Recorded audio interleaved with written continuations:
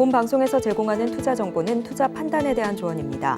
방송에서 제공하는 주식의 가치, 가격 상승 및 하락에 대해서는 방송사에서 보장하지 않습니다.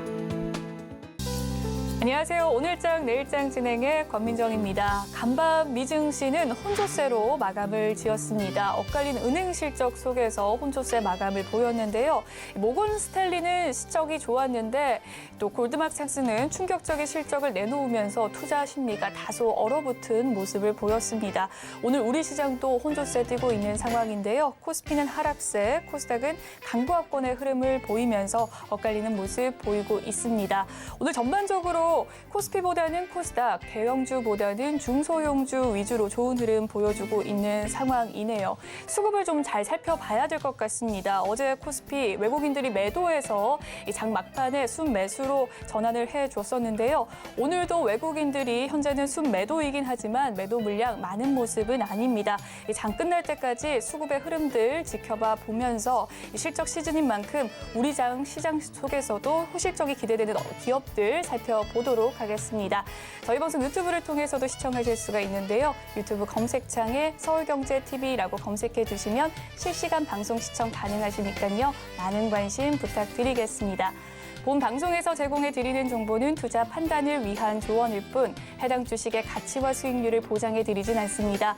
그리고 서울경제TV와 서울경제신문은 당사의 브랜드입니다. 최근 당사를 사칭하는 피해가 늘고 있으니까요. 시청자 여러분의 각별한 주의 바랍니다.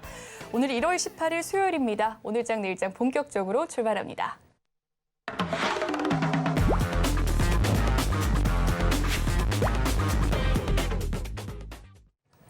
네, 이 시각 보도본부 들어가 보도록 하겠습니다. 오늘은 최민정 기자와 함께합니다. 어서 오세요. 네, 안녕하세요.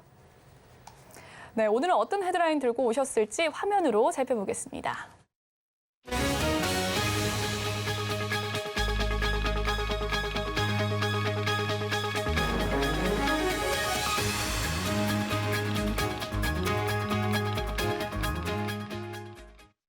네, 첫 번째 소식입니다. 오늘 우리금융의 차기 회장을 뽑는 임원추천위원회가 진행되기로 했는데요. 이 손태승 회장의 연임 여부가 귀추에 쏠렸습니다.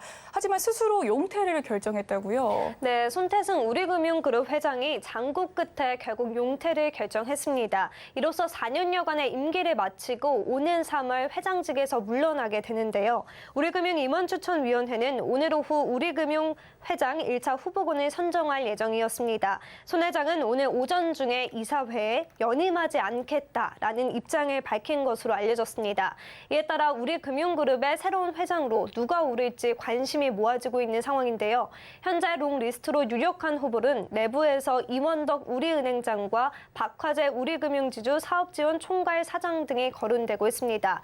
외부 인사로는요, 임종용 전 금융위원장, 조준희 전 기업은행장 등의 이름이 나오고 있습니다. 전직 내부 출신 경쟁도 치열한 상황입니다. 권광석 전 행장, 김양진 전 우리은행 수석부행장, 남기명 전 우리은행 총괄 부본장 등을 포함한 전직 임원들도 거론되고 있습니다. 이 외에도 우리은행의 미국 현지 법인인 우리아메리카은행의 경영 정상화를 이룬 조용흥 전 우리아메리카은행장도 물망에 올랐습니다. 네, 이렇게 손 회장의 용퇴 배경은 무엇입니까? 네, 아무래도 손 회장의 연임 포기에는 금융당국의 압박이 있었던 것으로 풀이됩니다. 지난해 11월 금융당국은 라임 사태에 대한 책임을 물어 당시 우리은행장이었던 손 회장에 대해 문책 경고라는 중징계를 내린 바 있습니다.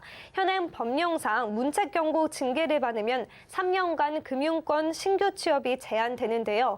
이에 금융당국은 라임 펀드 불안전 판매와 관련해 징계를 그대로 받아들이라고 손 회장을 압박했습니다. 앞서 김주영 금융위원장은 지난달 20일 손 회장의 중징계와 관련해 CEO 책임을 물어야 한다고 금융위가 수차례 논의해서 결론을 내린 사안이라고 강조하기도 했습니다. 이복형 금융감독원장도 조용병 신한금융지주 회장의 용퇴 결정을 거론하며 개인적으로 존경스럽다 이렇게 언급했는데요. 특히 본인 성과의 공과 소비자 보호 실패에 과해대해 자평하며 후배들에게 거취를 양보해 준 것이라 평가했습니다. 네, 두 번째 소식도 살펴보도록 하겠습니다. 얼마 전부터 ESG가 이 경영계에 빠질 수 없는 화두가 됐었는데요. 사실 계면적인 측면에 머무는 인상이 강했었는데 투자적으로도 투자 규모가 상당했다고요. 네, 국내 매출 상위 100대 기업이 환경, 사회, 지배구조, 이른바 ESG 경영의 일환으로 지난해 환경, 안전 분야에 무려 5조 원을 넘는 돈을 투자한 것으로 드러났습니다. 이는 2021년에 비해선 무려 90% 넘게 오른 수치인데요. 전국경제인연합회는 100대 기업의 지속가능 경영 보고서를 토대로 ESG 경영 전략과 성과 또 모범 사례를 담은 2022 K기업 ESG 백서를 오늘 발표했습니다. 지난해 중대재해처벌법 시행을 앞두고 기업들이 대응책 마련을 위해 투자에 대대적으로 나섰기 때문으로 풀이됩니다.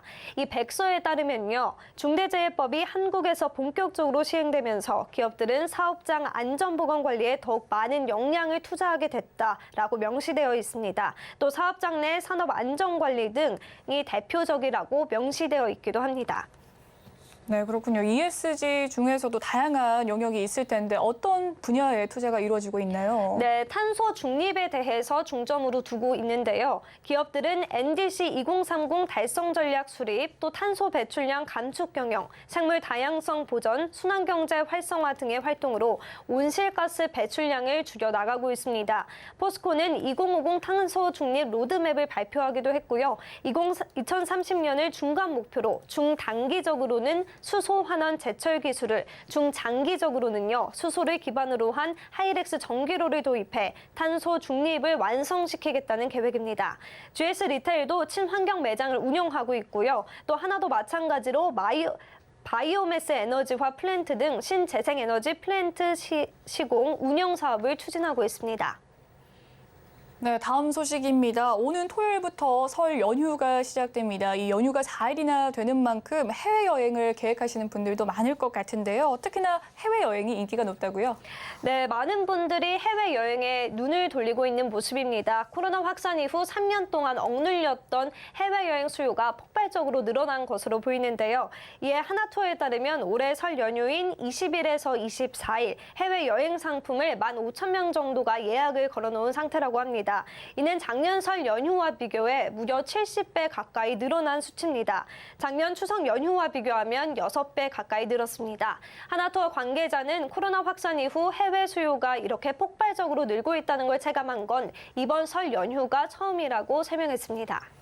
네, 억눌렸던 해외여행에 대한 갈망이 터져나는 모습인데 폭발적인 수요 속에서 항공사들도 덩달아 바빠졌을 것 같아요. 상황 어떻습니까? 네, 이렇듯 많은 수요에 기업들은 공급에 준비하고 있습니다. 항공사들은 서둘러 공격적인 국제선 증편에 나섰는데요. 제주항공은 인천에서 삿포로, 오사카, 방콕, 다낭 총 54편을 증편 운항하기로 했고요. 티웨이 항공도 국제선 3개 노선을 10개로 증편하기로 했습니다. 휴일이 4일인 만큼 짧기 때문에 가까운 나라에 대한 수요가 높은데요. 특히 일본과 동남아의 인기가 뜨겁습니다. 이에 에어부산도 증편 열차에 합류해 매일 항공 2회 운항 중인 부산에서 오사카 노선을 20일부터는 닷새 동안 3회로 임시 증편하고 같은 기간 매일 1회 운항했던 부산 타이베이 노선은 왕복 2회로 늘리기로 했습니다. 반면 해외여행 빗장이 풀리면서 제주도 여행에 대한 수요는 감소하고 있는 상황입니다. 네, 마지막 해외여행 수요 증가 소식까지 이 시각 보도본부 최민정 기자와 이야기 나눠봤습니다. 오늘 말씀 감사합니다. 네, 감사합니다. 이번 시간은 이 시각 증시 시황 브리핑 해드리고 서울경제TV 특징주 소개해드리는 시간입니다. 김혜영 캐스터가 준비하고 있습니다. 안녕하십니까. 캐스터 김혜원입니다. 전일 미증시는 혼조세를 보이면서 마감을 했습니다. 이 실적에 따라서 골드만삭스와 모건스탠리의 주가가 엇갈리는 모습이 나타났고요. 또 반면에 테슬라는 7%가 넘는 강한 상승을 보여주었습니다. 이렇게 실적 시즌을 맞이해서 주가의 흐름이 좌지우지 되다 보니까 이 실적의 촉각을 또 곤두세우는 모습들이 나타나고 있는데요. 또한 오늘 우리 시장은 또 외국인과 기관의 양매도세가 유입이 되면서 지수의 흐름이 엇갈리고 있는 상황입니다. 네, 그럼 자세한 이 시각 지수 상황부터 짚어보도록 하겠습니다. 이 코스피 지수가 시간이 갈수록 낙폭을 좀 확대를 하고 있는 모습입니다. 현재는 0.64% 내린 2,364포인트대에서 거래가 되고 있고요. 오늘 코스피 시장에서는 골드만삭스가 10년 만에 최악의 어닝 쇼크를 기록하게 되면서 금융주들이 낙폭을 보이고 있고요. 또 반면에 통신주들은 강한 상승을 보여주고 있습니다. 네, 이어서 코스닥 지수도 확인해 보시죠. 코스피 대비해서는 견조한 흐름을 보이고 있습니다. 오전장에 출렁이는 모습이 보이기도 했지만 현재 빨간불 이렇게 잘 지켜내주고 있고요. 711포인트대에서 거래되고 있습니다. 오늘 코스닥 시장에서는 AI 관련주들 강한 모습이고요. 미디어 엔터도 오름세를 기록해주고 있습니다. 이어서 수급도 확인해 보시죠. 현재 코스피 시장에서 외국인과 기관의 매도세가 유입이 되고 있습니다. 그나마 다행인 건 이 외국인들의 매도폭이 좀 축소가 되고 있는 모습이다인 거고요. 또 기관은 현재 1,800억 원이 넘는 매도 우위를 보이고 있습니다. 네, 이어서 코스닥의 수급도 확인해 보시죠. 마찬가지로 외국인과 기관의 양 매도세가 이어지고 있습니다. 전일에 이어서 오늘도 매도 우위를 보이고 있고요. 외국인들 현재 132억 원, 기관은 251억 원의 매도세를 보이고 있습니다. 네, 이어서 오늘장 상승하는 업종 테마도 살펴보겠습니다. 오늘 AI 챗봇 관련주들이 강세를 기록해주고 있습니다. 요즘 이 시장에서 새로운 기대감을 불어넣고 있는 테마이기도 하죠. MS가 인공지능 챗봇인 챗GPT에 대한 접근을 확대하겠다라는 소식 전해지면서 관련주들이 힘을 받고 있는 모습입니다. MS가 지금까지는 일부 클라우드 고객들에게만 제공을 했던 애저 오픈 AI 서비스를 기업과 일반 이용자들에게까지도 확대를 하겠다라고 이야기를 했죠. AI 기업들이 오픈 AI 서비스를 제품 개발에 활용할 수 있을 것이라는 기대감도 커지고 있는 모습이고요. 또 KT가 챗 GPT와 유사한 수준의 한국형 AI 서비스를 상용화할 것이라는 계획을 발표하게 되면서 관련주인 이 브리지텍은 상승폭 계속해서 확대해주고 있습니다. 그 밖에도 마인즈랩도 5% 넘는 오름세 보여지고 있고요. 셀바스 AI도 26%라는 급등 흐름을 보여주고 있습니다. 네, 이어서 오늘장 하락하는 업종 테마도 살펴보겠습니다. 오늘은 금융주들이 낙폭을 보이고 있습니다. 전일 글로벌 투자은행인 골드만삭스의 어닝 쇼크로 골드만삭스가 큰 폭의 하락세를 보이게 되면서 오늘 국내 관련주들도 낙폭을 보이고 있는데요. 골드만삭스가 지난해 4분기 순이익이 13억 3천만 달러로 전년 대비해서 66% 줄어든 것으로 발표가 됐습니다. 이는 전망치보다도 5.48%가 내린 수치인데요. 금융주들의 이런 실적 발표를 살펴보면 대부분이 향후 경기에 대한 불확실성을 감안해서 대손 충당금을 크게 늘린 것으로 발표가 되고 있습니다. 이는 경기 위축에 대한 우려가 해소가 되지 못함을 의미한다라는 분석이 나오고 있고요. 이런 아쉬운 분석들의 영향을 받으면서 관련주들도 낙폭을 보이고 있습니다. KB금융이 현재 1%대 하락세 보여지고 있고요. 카카오뱅크는 2%가 넘는 하락세, 제주은행은 현재 7%대의 낙폭을 기록하고 있습니다. 네, 이어서 증시 탑10도 확인해 보겠습니다. 삼성전자와 SK하이닉스가 늘어난 메모리 반도체 재고를 줄이기 위해서 4분기부터 가격을 인하하고 나섰죠. 올 1분기도 평균 판매 단가를 낮추고 재고 소진에 나서고 있는데 이러한 두 기업을 두고 업황의 바닥은 1분기라며 저가 매수의 기회라고 말한 리포트들도 나오고 있지만 주가는 두 종목 모두 약세를 기록하고 있습니다. 또 올 들어 기관이 네이버와 카카오에 집중 매수세를 보였다라고 하지만 두 종목도 오늘은 쉬어가고 있는 모습이고요. 이어서 서울경제가 뽑은 특징주도 확인해 보겠습니다. 다올 인베스트먼트 매각 소식 나오고 있죠. 매각 우선 협상자로는 우리 금융지주가 선정이 됐다라고 하고요. 이 같은 소식에 오늘장 급등세 보여지고 있습니다. 아진엑스텍은 삼성전자의 로봇 사업 확대를 위한 움직임이 나타나고 있고 이에 모션 제어 솔루션 기술을 보유하고 있는 점이 부각이 되면서 관심을 받고 있는 모습입니다. 이어서 CJ ENM도 살펴보도록 하겠습니다. 대표이사 교체에 따른 실적 개선에 대한 기대감이 커지고 있습니다. 주가 오늘 강세를 기록해주고 있는 모습이고요. 이어서 네이버 자세히 살펴보도록 하겠습니다. 네, 네이버의 주가는 어제에 이어서 오늘도 이렇게 좀 강박권 속에서 움직이고 있는데요. 리포트는 계속해서 긍정적인 이야기가 나오고 있습니다. 1분기 비수기를 지나면 하반기 경기 회복에 대한 기대감도 있고 핀테크와 웹툰의 매출 성장성과 수익성 개선 등이 기대가 된다라는 이야기 나오고 있고요. 현재는 0.26%대 강세를 기록해주고 있습니다. 네, 이어서는요. 이지케어텍 살펴보도록 하겠습니다. 카카오의 자회사인 카카오 헬스케어가 이지케어텍에 99억 원을 투자해서 2대 주주가 된다라고 하죠. 이 같은 소식 전해지면서 장 초반부터 강하게 움직여주고 있고요. 현재는 11%대 급등세를 보여주고 있습니다. 네, 마지막으로 머큐리 살펴보도록 하겠습니다. 네, 급등세 보여지고 있습니다. SK 브로드밴드와 공급 계약 소식에 영향을 받고 있는 모습인데요. 계약 규모가 252억 2,458만 원으로 지난해 21년 매출의 20% 정도 비중의 규모를 차지한다라고 합니다. 현재도 5%대 오름세 보여지고 있는 상황입니다. 네, 지금까지 증시 탑10 확인해봤습니다.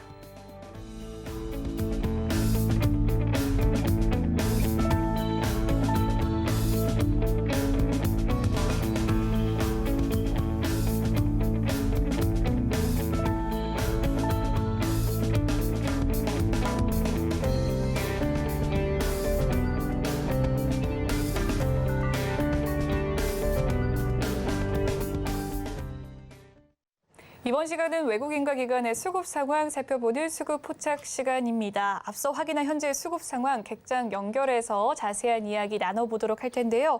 오늘은 신한금융투자 부산금융센터 이호석 차장 연결되어 있습니다. 안녕하세요, 차장님. 네, 안녕하십니까. 이호석 차장입니다. 네, 수급 상황 살펴보고 왔습니다. 종목별 흐름은 어떻습니까? 네, 우선 오늘 같은 경우 이제 가장 대표적으로 시장에서 관심을 많이 받았던 종목이 다올 인베스트먼트라고 할 수 있습니다. 다올 인베스트먼트가 매각에 대한 이야기가 수차례 있어 왔고 우선 협상 대상자를 구한다고는 이야기가 있었지만 구체적으로 이제 우선 협상 대상자의 우리금융지주가 이제 선정이 되면서 그에 따른 관심이 이제 시장에서 굉장히 좀 집중된다라고 할 수가 있었는데요. 보통 인수기업과 피인수기업이 있을 때 뭐 이런 M&A 이슈와 관련해서는 비인수기업의 주가가 움직인다는 점 생각해보면 다올 인베스트먼트의 주가 상승도 어느 정도는 이해가 되는 상황이고요. 또 이제 우선 협상 대상자로 선정이 되고 실제로 그를 통해서 이제 뭐 재무 구조를 개선한다든지 뭐 이런 부분들이 있기 때문에 다올 인베스트먼트에 대한 관심은 꾸준하게 좀 더 필요해 보이고요. 오늘 뭐 가격 변동성이 크기는 하지만 뒤에 나오는 2차, 3차 새로운 내용들이 나올 수 있기 때문에 관심을 꾸준하게 유지하는 것도 굉장히 좀 중요하다고 생각을 합니다. 그리고 오늘 시장에서 좀 주목해볼 만한 거는 KT가 아닐까 싶습니다.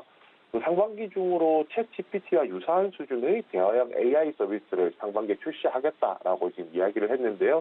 그 서비스 이름은 믿음이라고 하는 서비스고 국내 이제 주요 금융사들하고 접촉을 하고 있다라고 이야기가 나오고 있습니다. 여기에 조금 더 글로벌하게 나가본다면 마이크로소프트 같은 경우에도 클라우드 플랫폼인 애저의 이제 오픈 AI 인공지능 챗봇 GPT를 이제 추가할 예정이라는 이야기도 있었고요. 결국은 챗 GPT에 대한 시장의 관심 그리고 이제 모멘텀이라고 이야기를 해야겠죠. 이런 재료가 이번에 단발성이 아니라 시장에서 꾸준하게 언급될 가능성이 높기 때문에 이와 관련한 내용도 충분히 체크해볼 필요가 있다고 생각합니다. 마지막 종목은 비덴트인데요. 가상화폐와 관련한 대표적인 종목이겠죠. 이제 비트코인 가격이죠. 이 가상화폐의 가격이 상승할 것이라는 전망이 나오면서 그에 따라서 이제 관련된 비트코인 관련주로 저희들이 얘기를 많이 하는 종목들이 상승을 하고 있는 추세인데요. 결국에는 이겁니다. 증권사 주식하고 비슷하게 생각을 해야 될 것 같은데 결국은 비트코인 가격이 상승을 하고 거래가 조금 더 활성화되고 그래서 거래 대금이 늘어난다라고 하면 그 거래 대금에 대해서 이런 가상화폐 거래소를 가지고 있는 기업들 같은 경우의 영업이익이 늘어날 수 있는 구조가 되기 때문에 이와 관련해서 이제 비덴트라든지 우리기술 투자 같은 종목들이 움직인다라고 판단을 하고 있고요. 가상화폐 가격하고 100% 연동이 되진 않겠지만 어느 정도 연관성이 있기 때문에 이 부분에 대한 것도 참고하신다면은 시장을 바라보시는 데 있어서 굉장히 큰 도움이 되실 거라고 생각합니다.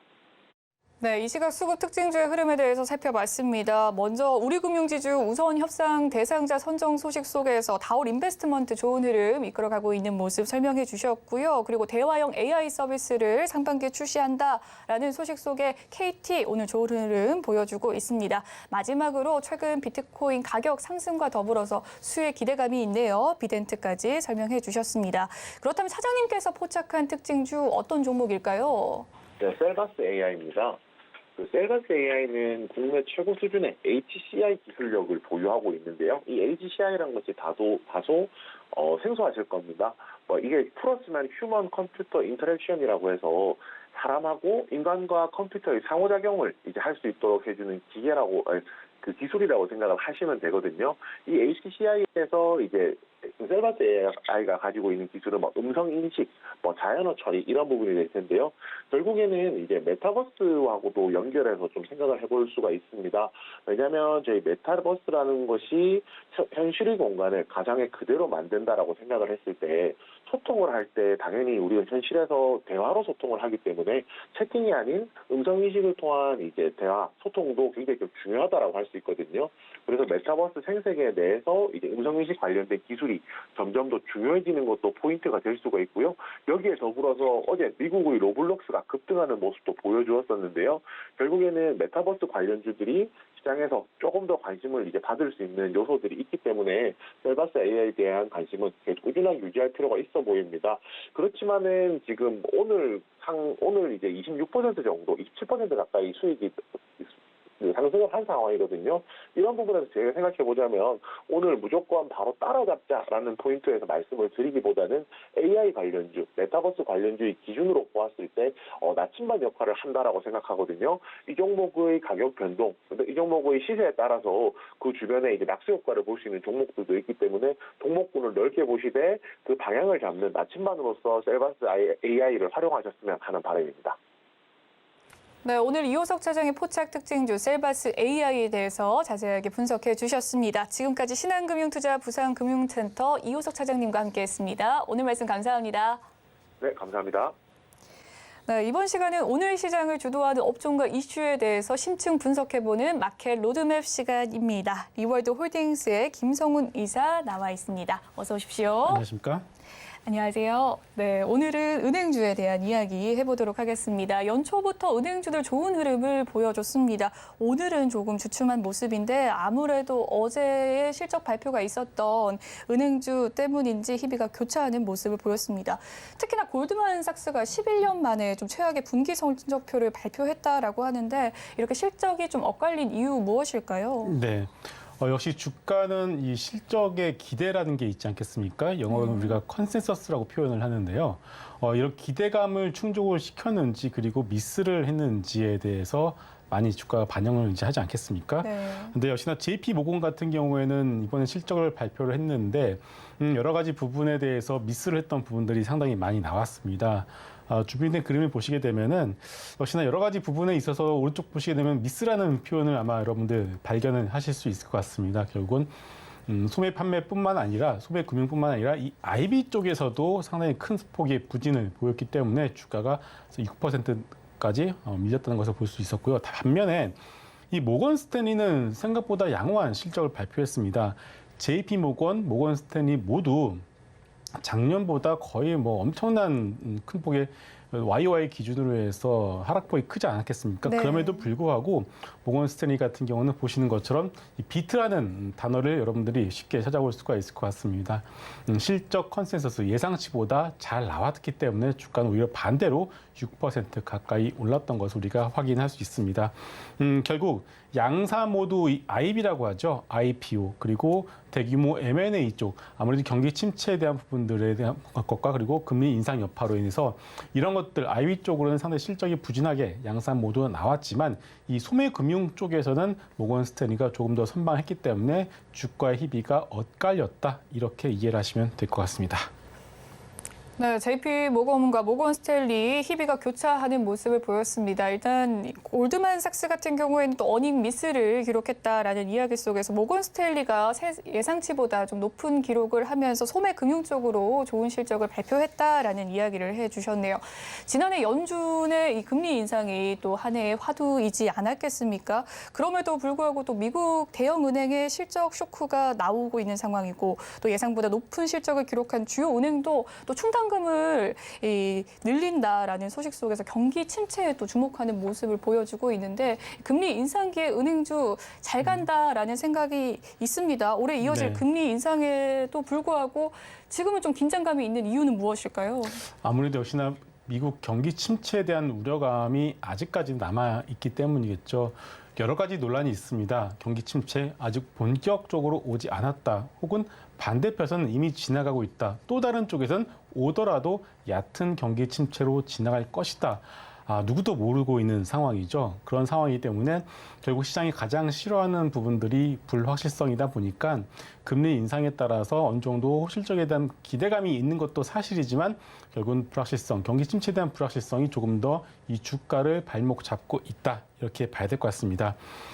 결국 은행주들의 본격적인 주가의 상승 혹은 바닥에 대한 확인은 아무래도 이제 두 가지 포인트로 저는 말씀을 드리고 싶은데요. 첫 번째는 대출에 대해 연체율이 있지 않겠습니까? 이 네. 연체율이 오히려 최고치로 올라가는 그런 모습이 나온다라면은 그것이 바닥 신호로 이제 시장이 받아들일 가능성이 높고요. 또 하나의 포인트는 연준이 현재 지금 매월 950억 달러 규모의 QT 양적 긴축을 하고 있는데 이것이 종료가 되는 시점이 본격적인 은행주들의 상승 가능성을 보여줄 수 있는 시기다 이렇게 이해를 해볼 수도 있을 것 같습니다. 그런데 QT라고 하죠. 양적 기축의 경우에는 확정은 아니지만 시장에서 예측은 2024년이죠. 내년 초 정도가 되어야지만 양적 긴축이 종료가 될 거다라고 예상을 하고 있기 때문에 당장 이 금융주에 대해서 본격적인 상승을 기대하는 것은 아직까지는 좀 무리지 않을까 싶습니다. 네, 일단은 연준의 양적 긴축 종료 시점을 기준으로 조금 올라갈 수 있다. 금융주들 좋은 흐름 보일 것이다라는 이야기를 해주셨습니다. 그것이 좀 내년이다라는 말씀인데 불확실한 시장 상황이 가장 큰 문제인 것 같네요. 국내 증시 역시 좀 동향을 좀 살펴보면 연초에 굉장히 좋은 흐름 보여줬습니다.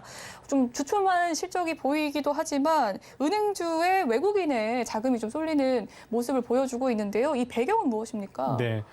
참 은행주도 하면은 여러분들 중에서 매매를 해보신 분들도 있으시겠지만 아무래도 매매를 많이 하지 않으시는 분들이 더 많을 것 같습니다. 네. 저희들끼리도 이번에 은행주들이 올라갈 때 야, 참 난생 처음으로 한번 은행주를 사봤다라는 말씀들을 많이 하시더라고요. 그만큼 우리 국내 증시에서 은행주라고 하는 것은 만년 저평가되어 있는 어떤 그런 섹터이다 보니까 이번 상승이 좀 이제 특이하다라고 볼 수가 있을 것 같습니다. 일단은 글로벌 은행주 중에서 가장 쌉니다. 다른 은행주들, 해외에 상장되어 있는 은행주들이 PBR 기준으로 약 1.2배에서 1.4배 정도의 평가를 받고 있는 반면 국내 은행주들의 경우에는 0.3에서 0.4배, 어떻게 보면 거의 3분의 1 수준의 밸류에이션을 받고 있는 상황이죠. 그 그렇군요. 이유는 네. 정부의 어떤 입김이 그럼 컸습니다. 너희들 서민들을 대상으로 해서 이자 장사해서 그거 가지고 대주주들 뭐 배를 불려주는 것 아니냐라는 어떤 그런 인식 때문에 어떤 이제 은행주들이 배당 성향을 확대를 하지 못했던 것이 사실인데요. 작년부터 이제 주식시장에서 주주 어떤 환원 정책에 대한 목소리 좀 더 커지고 있지 않겠습니까? 네. 뭐 예를 들어서 물적 분할, 인적 분할부터 시작해서 배당의 확대 이런 것들이 확산이 되면서 최근에 온라인 파트너스가 금융 지주사들을 상대로 해서 본격적인 적극적인 주주 환원 정책을 펼쳐라라고 발표를 했고요. 네. 여기에 신한지주가 먼저 반응을 했습니다. 신한지주가 먼저 배당 성향 확대, 그리고 중간 배당 등 여러 가지 주주 환원 정책을 발표를 하면서 그때부터 은행주들이 다시금 밸류에이션 재평가를 받고 있는 상황이다라고 봐야 될 것 같습니다. 그렇기 때문에 정부의 역할이 역시나 큽니다. 정부가 여기서 제동을 걸지 않는 이상 현재 외국인들 경우는 일단 간을 보고 있는 상태더라고요. 알아보니까 관심은 있으나 일단은 간을 보고 있는 상태이다. 왜냐하면은 정부에서 어떻게 스탠스를 취할지 모르기 때문에 네. 그렇다고 봐야 될 것 같고요. 또 하나 역시나 우리나라 은행주들도 글로벌 은행주들과 마찬가지로 경기 침체에 대해서 자유롭지 못합니다. 물론 돈을 잘 벌어들인 곳은 맞습니다만은 이 대출 연체에 대한 부분들, 부동산 시장에 어저께만 하더라도 둔촌주공의 계약률 모두가 다 이렇게 쳐다보지 않았겠습니까? 결국은 이런 어떤 불확실성들이 우리나라 역시도 비껴갈 수 없는 주제이니만큼 배당 성향 확대라는 호재와 그리고 경기 침체에 대한 어떤 악재 이 두 가지 사이에서 줄다리기를 하고 있는 그런 단계다라고 보셔도 될 것 같습니다. 그렇군요. 작년부터 정부가 좀 은행 배당 자율에 대해서 조금 존중을 해가면서 좋은 흐름을 띠고 있다라는 이야기를 해주셨습니다. 배당이 좀 현실화되면 좀 오를 가능성이 있지 않겠습니까? 최근에 또 주주 환원 정책 가시화 시에 좀 전망과 더불어서 공략해볼 종목이 있다면 어떤 종목이 있을까요? 네. 대표적으로는 뭐 이번에 주주 환원 정책을 먼저 발표한 신한지주가 먼저 대장주 역할을 이제 하고 있는 상황이고요. 네. 조금 더 변동성이 크거나 작은 종목을 원하시는 분들의 경우에는 JB금융지주를 말씀을 드리겠습니다. 왜냐하면은 이번에 주주 환원 정책을 먼저 강요를 했었던 요구를 했었던 온라인 파트너스가 이 JB금융지주의 2대 주주로 있는 상황이기 때문에 좀 더 네. 기대를 해볼 수 있을 것 같고요. 또 하나 이건 또 작은 종목입니다만 제주은행도 여러분들이 관심 있게 보셔도 좋을 것 같습니다. 이 제주은행의 투자 포인트는 제4 인터넷 뱅크 가능성입니다. 물론 결정된 것은 없는데요. 최근에 여러분들이 뉴스 검색을 하시다 보면은 중금리 시장의 대출 한도가 꽉 차 있다. 그래서 중금리 시장의 대출을 받지 못하는 분들이 사채 시장으로 내몰리고 있는 네. 어떤 그런 뉴스들이 많이 나오고 있습니다. 하지만 이런 것들은 정부가 절대로 원하는 정책들이 아니거든요. 그래서 현재 인터넷 뱅크가 3개가 있는데 각 인터넷 뱅크사마다 한도가 남아있는 쪽도 있고 없는 쪽도 있기 때문에 결국은 이 한도를 늘리기 위해서라도 4번째 인터넷 뱅크에 대한 가능성이 상당히 높다라고 봐야 될 것 같고요. 그 후보군 중에 하나로 신한지주를 등에 업고 있는 제주은행이 상당히 큰 후보군이 될 수 있기 때문에 그런 관점에서 지켜보셔도 나쁘지 않을 것 같습니다. 네, 은행주 전망과 더불어서 공략해봐야 될 공략주에 대해서 이야기를 해주셨습니다. JB금융지주와 또 제주은행에 대해서 자세한 분석 도와주셨네요. 이 다올 인베스트먼트를 우리금융이 지금 품는다라는 소식이 있지 않겠습니까? 이에 좀 다올 인베스트먼트가 오늘 좀 장초반 상승을 했고 다시금 좀 저점 보이다가 올라가는 모습 띄고 있는데 1분기 중에 모든 매각 절차를 마무리할 계획이라고 밝혔습니다. 이렇게 좀 다올 인베스트먼트 우리금융지주를 가지고 계신 기보유자분들의 투자 전략 좀 어떻게 세워가면 좋을까요? 아무래도 이제 이런 얘기들이 이전부터 있었던 것이 사실이거든요. 그래서 뉴스에 한번 파는 어떤 매도 물량이 오늘 아침에 나왔다라고 봐야 될 것 같습니다. 그렇기 때문에 지금의 경우에는 오히려 이슈가 되지 않은 앞서 말씀을 드렸었던 제주은행이나 JB금융주를 보시는 것이 좀 낫다라고 생각하고 있고요.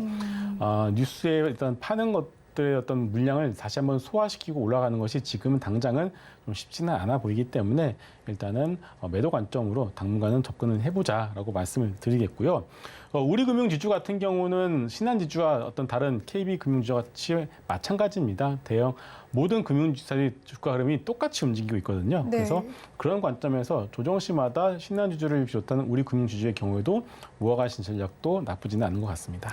네, 우리금융지주는 조정 시에 좀 모아가는 전략이 좋겠다라는 이야기시고 다올 인베스트먼트 좀 매도의 관점으로 바라보자라는 말씀이신데 신규 투자도 같을까요? 맞습니다. 예. 네. 신규 역시도 어떤 다올 같은 경우에는 뭐 주가 충분히 밀린다라면은 어떤 신규 접근하신 분들의 경우에는 가능할 것 같은데 일단은 뭐 뉴스가 이미 현실화되지 않았겠습니까? 네. 그래서 그런 상황에서는 그런 종목들보다는 뉴스가 아직 나오지 않은 그런 기대감을 가지고 있는 종목으로 접근이 조금 더 나아 보이겠습니다. 그 기대감의 종목이 앞서 말씀해주신 종목들이다라는 이야기시죠? 네, 지금까지 맞습니다. 이야기 여기 듣도록 하겠습니다. 리워드 홀딩스 김성훈 이사와 이야기 나눠봤습니다. 오늘 말씀 감사합니다.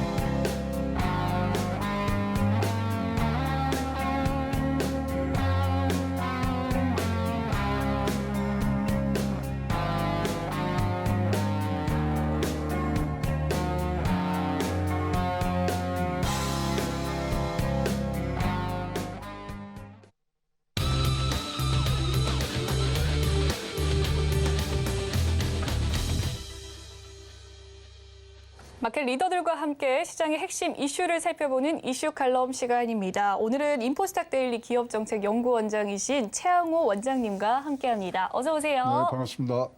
네, 반갑습니다. 네, 오늘의 이야기는 아랍에미리트 순방에 대한 이야기를 해보도록 하겠습니다. 윤 대통령이 지금 잘하고 있다라는 소식이 많이들 들려오고 있습니다. 아랍에미리트 순방에서 약 300억 달러라고 그렇죠. 하는데 37조 원이라고요. 네. 네, 오일머니 유치에 성공을 했다라는 소식 속에서 좀 역사상 최대의 성과다라고 이야기가 나오고 있어요. 이 증시 랠리에 기폭제로 좀 작용을 할 수 있겠습니까? 그렇죠. 지금 총액만 300억 달러인데 사실 이제 많이들 지금 5일 달러가 있으니까 투자를 하는데 네.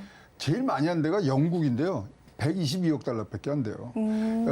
아마 에미레이트 역사를 보면요. 사실 영국이 외교와 국방을 책임지는 식민지는 아니더라도 비슷한 위치에 있는 그런 관계에 있는 나라에도 122억 달러. 중국에는 50억 달러, 프랑스에 15억 달러 이렇게 했는데 우리나라 한 해에 작년도에 해외 투자 유치한 게요. 315억 달러밖에 안 됩니다. 1년치 장사 다 해갖고 온 거예요.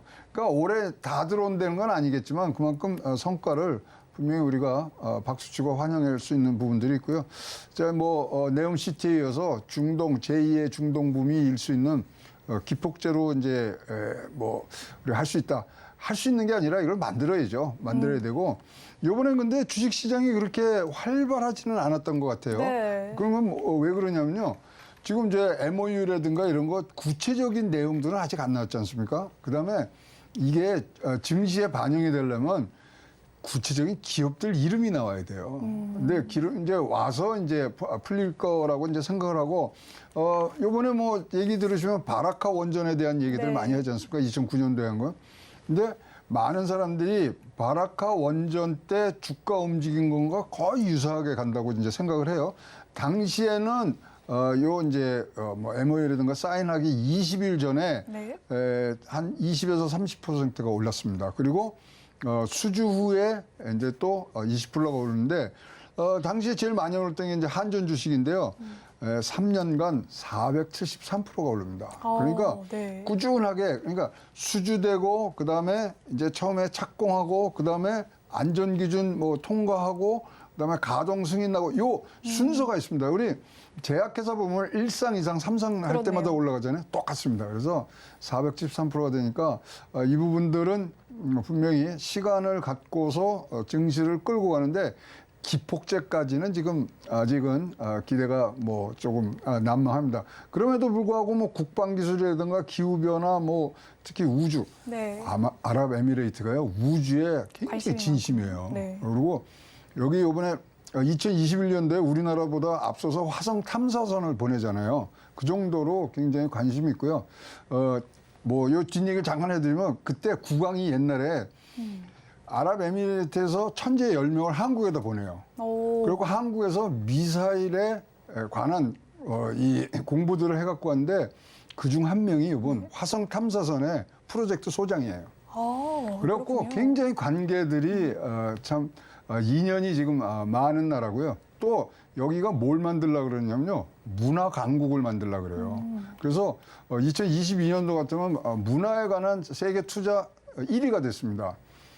지금 이제 윤석열 대통령 이제 방문하고 나오니까 1월 말에 누가 가서 공연을 하냐? 블랙핑크가 가서 공연합니다. 그렇군요. 그리고 한국에서 하는 해킹 대회 같은 거는 네. 왕실에서 바로 협조를 하는 등 굉장히 우리하고 어떤 긴밀한 협력 관계를 협력 가지고 관계고 있네요. 네. 궁합이 맞다 그럴까요? 그런 관계들이 많이 있고 또 우리나라 지금 천궁이라든가 또 F-21인가요? 네. 그것도 갖고 가서 무기 체계가 굉장히 비슷하고 등등을 봤을 때 굉장히 친구 같은 100년 갈 친구 형제국가라 그랬잖아요. 그리고 이번에 가면은 뭘 했냐면 낙타고기가 나왔다 그러잖아요. 네. 낙타고기를 이제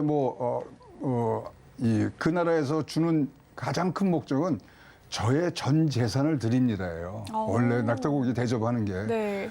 그렇게 흔치 않은 그런 상황이기 때문에 잘 이것이 연결돼서 가고 우리도 이것을 바탕으로 해서 증시도 좀 활기를 띨 수 있는 그런 방향으로 갔으면 굉장히 좋다고 생각을 합니다. 최근 이 윤 대통령의 순방 소식 속에서 40조 원 투자 유치에 좀 성공하는 모습을 나타냈습니다. 일단 MOU는 좀 체결을 많이 하는 그렇죠. 모습이긴 하지만 지속성을 갖기 위해서는 수주가 일단은 또 예. 구체적으로 이제 되어야 하나씩 된다. 하나씩 가죠.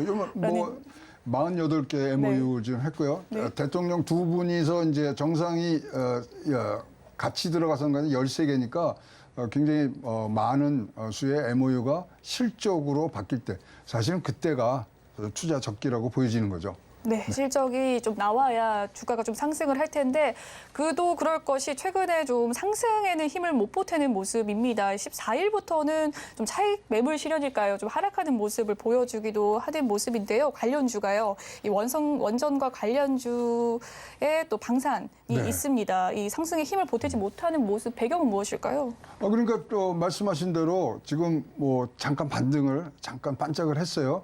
근데 이제 이것들이 아까 말씀드린 대로 실적 그다음에 뭐 MOE 내에 실제 기업명이 있는지 없는지 등등을 지금 봐야 되고요. 그럼에도 불구하고 뭐 굉장히 많은 다 분야에 갔거든요. 소부장도 있고 식품, 제약, 특히 제약 같은 건요. 굉장히 지금 활발하게 움직이고 있습니다.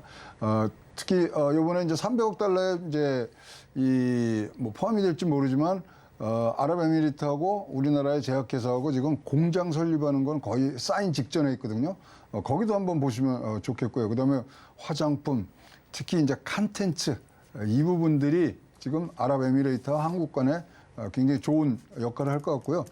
두바이 가보시면은 미국에 있는 많은 대학이 거기다 분교를 세워놨어요. 그래서 인구의 어떤 구성이라든가 이런 인구의 그러니까 이 노동자의 질들이 굉장히 많이 올라와 있고요.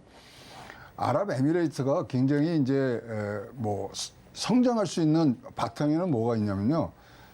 50% 정도가 35세 미만이에요. 그러니까 옛날에 우리가 생각하는 뭐 낙타등에 타고 방목하고 뭐 이러는 지금 시절이 아니고요. 두바이 가시면은 스키 탈 수 있습니다. 1년 내내. 두바이 가시면 1년 내내 스키 탈 수 있습니다. 등등 여러 가지를 하고요. 요번에 이제 눈에 띄는 수혜주 중에 하나는 뭐 산소, 수소, 그다음에 탄소 중립인데요. 네. 그건 왜 그러냐면요. 여기에 2021년도에 UAE가 중동에선 최초로 탄소 중립 도시를 건설하겠다고 다스머스 시를 합니다. 그런 것들이 연결되어 있는 곳이기 때문에 우리가 이제 거기는 실적들이 이제 나오기 시작하거든요. 그런 부분들을 눈여겨 보셔야 됩니다. 실적 그리고 정확한 기업명 요것이 나올 때 여러분들 움직이시면 좋을 것 같습니다. 네, 실적과 기업명이 나올 시에 좀 주가가 반등할 수 있다라는 이야기 해주셨고요. 수소 관련주는 이 탄소 중립 정책에 따른 이 수혜를 받았다라는 말씀해 주셨습니다. 한편 또 어제부터 저 스위스 일정에 들어가는 모습이었는데요. 이 세계 경제 포럼이죠. 다보스 그렇죠. 포럼에 또 한국 대통령으로 9년 만에 참석을 했다라는 소식이 있었습니다. 네, 이 다보스 포럼을 통해서 투자자들이 좀 집중해야 될 부분이 있다면요. 뭐 국제 경제 올림픽이라고 그러는 거니까 거기서 분명히 이제 주제들이 나옵니다만 이번에는 이제 파편화된 세계에서의 협력이라는 그런 주제를 갖고 하는데요. 사실 뭐 여러분 잘 아시는 클라우스 슈밥 4차 산업혁명이라는 그런 조어를 만들어내신 분이기 때문에 굉장히 뭐 세계의 어떤 이슈를 만드는 데는 굉장히 유명하신 분이고요. 우리가 맨날 보는 것 중에 하나가 국가 경쟁력 보고서가 여기서 나오는 거거든요. 맨날 우리가 떨어졌니 올라갔니 하는 부분들에서 경제엔 굉장히 영향력을 미칠 수 있습니다만은 사실 요번에 많은 이제 전체 글로벌 경제의 어떤 시각에서 보자면 윤석열 대통령이 가서 이제 단독으로 특별 연설을 합니다. 여러 사람 나와서 같이 하는 게 아니라 그거보다는 지금 중국과 미국의 고위급 회담이 있습니다. 네. 부총리하고 그다음에 제네럴 옐런 재무장관하고 회의인데 거기서 어떻게 나올 건가가 사실은 굉장히 지금 중심이 되고 있고요. 윤석열 대통령은 뭐 글로벌 공급망 얘기, 디지털 전환, 탄소 중립 뭐 이런 것들이 주제가 된 단독 특별 연설을 지금 하실 것이라고 우리가 예상을 하고 있습니다. 네, 단독 특별 연설을 할 예정이라고 또 이야기를 해주셨고 그보다 더불어서 또 미국과 중국의 고위급 인사들과의 이 회담 결과가 좀 주목을 해봐야 그렇죠. 되는 사안인 것 같습니다. 또 그에 앞서서 글로벌리 CEO와의 간담회도 가지는데 이 아랍에미리트 투자 유치와 같이 또 증시에 유의미한 영향을 미칠 소식도 전해질까요? 그럼요. 이건 뭐 다 연결되고 사실 우리 지금 경제 사절단이 많이 갔기 때문에 각자 개별적으로 지금 면담을 하실 것 같고 지금 각자의 이제 이 뭐 이재용 부회장부터 해서 쭉 이 우리나라의 이제 재계 거물들이 가서 사실은 한 몸처럼 움직이는 게 하나가 있습니다. 2030년 부산 엑스포. 네. 지금 그게 언제 결정되느냐면요. 올해 11월 달에 결정되고요. 투표할 수 있는 회원국이 171개거든요. 근데 엑스포에서 야, 이건 뭐 엑스포 이거 대단한 거야. 대단합니다. 엑스포가 한번 열리면요. 184일을 해야 돼요. 그 6개월 이상을 하는 거거든요. 네. 그다음에 지금 평균적으로 그걸로 인해서 각국을 찾았던 사람도 평균이 4,800만 명이에요. 그러니까 이거 대단한 행사거든요. 근데 지금 잘 아시겠지만 뭐 3개국이 지금 신청서를 냈어요. 사우디아라비아, 그다음에 이태리, 우리거든요. 근데 두바이에서 뭘 듣고 왔냐면은 2021년도에 엑스포를 개최한 나라가 두바이거든요. 아랍에미레이트 UAE이기 때문에 거기서도 많은 또 얘기를 들었고, 사실 사우디아라비아하고 아랍에미레이트 거기는 굉장히 경쟁을 많이 해요. 네옴시티 뭐 하면 드스마스 뭐 도시 뭐 등등해서 하기 때문에 그런 것들 여러 가지로 봤는데, 일단 요번에 가장 크게 만약 증시에 영향이 미친다면은 이런 엑스포, 부산 엑스포 유치에 관한 좋은 소식이 들리면 증시에는 기폭제가 되고요. 여기는 뭐 기업가들보다도 또 뭐 정치 외교적으로 이제 유명하신 분 2,700명이 이제 오시기 때문에 그런 부분들로 여러분들이 보시면 되고, 뭐 모두에 말씀드렸습니다만 가장 지금 관심의 초점은 미중 고위급의 회담에서 어떤 분위기가 있었냐가 굉장히 좀 중요한 걸로 지금 보여지고 있습니다. 그렇군요. 글로벌 고위급 대화의 결과와 더불어서 또 부산 엑스포 유치에 대한 이야기가 좀 중요한 안건인 것 같습니다. 윤 대통령은 경제 일정에 모두 좀 올인을 하는 모습을 나타내고 있는데요. 앞서 나토에서도 성공적인 세일즈 그렇죠. 보였습니다. 이번 순방 이슈로 인해서 좀 업종들로 봤을 때 어떤 업종들을 좀 주목해 보면 좋을까요? 지금 뭐 나와 있는 것들은 다 아시겠지만 디지털 전환, 우주, 그다음에 스마트 농업, 수자원, 그다음에 첨단 인프라, 뭐 식량 안보 이런데 계속 뭐 반복이 됩니다만 하여튼 지금까지 조금 상세한 내용일 때까지는 관망을 해야 되고요. 아까 말씀드린 대로 이 바라카 원전 때도 사실 이슈에 따라서 한 30일에서 40일 반짝 올랐다가 또 주춤했다가 올라갔다 하지만 3년 동안에 거의 470%의 성장을 보이는 부분들이 있었기 때문에 굉장히 가고요. 원전이라는 건요. 왜 요번에 갔을 때 이런 얘기 나왔대잖아요. 한국은 100년을 함께할 형제다 그랬잖아요. 네. 원전 하나 지면요. 원전 기본 수명이 60년이거든요. 우리가 60년은 해줘야 돼요. 그럼 몇 년 더 지나가면 100년 되는 거거든요. 이러한 것들이 사실은 차곡차곡 우리의 증시에 어떤 올라갈 수 있는 디딤돌을 만드는 거기 때문에 여기서 폭발적인 것보다는 3, 4년 기다리셔야 되고, 아까 그런 단계별로 올라가는 부분들을 보시고 기업명이 나오면 발빠르게 움직이시고, 그다음에 여기에 한 번 더 튈 때, 크게 뛰는 때는 실적이 나오는 부분들이 겸사가 돼야 되기 때문에 뭐 길게 말씀드렸습니다만 지금은 그럼 어떻게 해요? 지금은 관망하시는 것이 조금 더 나은 부분들입니다.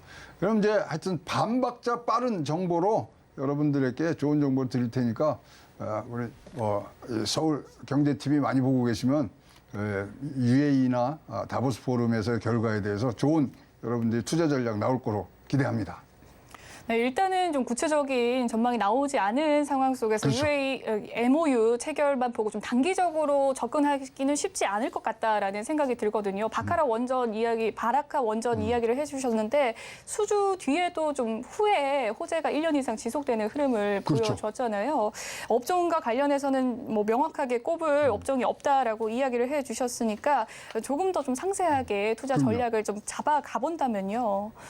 그래서 이제 뭐 바라카 같은 경우도 사실은 가장 많이 뛸 때가 언제냐면 안전 기준을 통과했을 때요. 네. 사실 바라카 원전 굉장히 뭐 견제가 많습니다. 뭐 프랑스에서도 견제하고 하지만 뭐 그거를 넘었을 때 한번 튀었고요.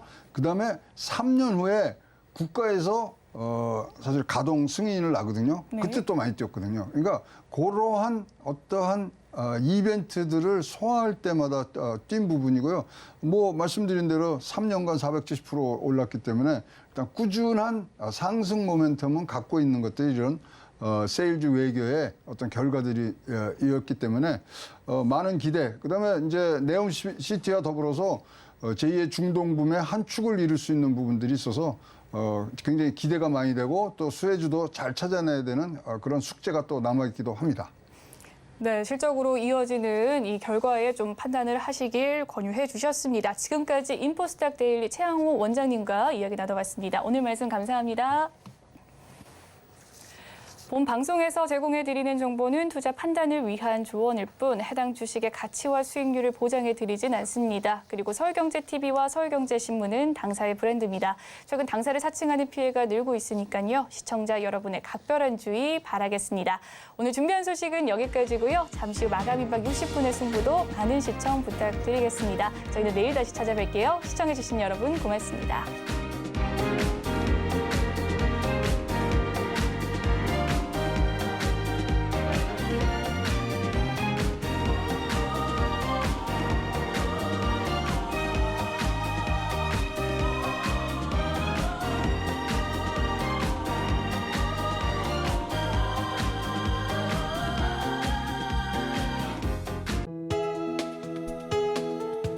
본 방송에서 제공하는 투자 정보는 투자 판단에 대한 조언입니다. 방송에서 제공하는 주식의 가치, 가격 상승 및 하락에 대해서는 방송사에서 보장하지 않습니다.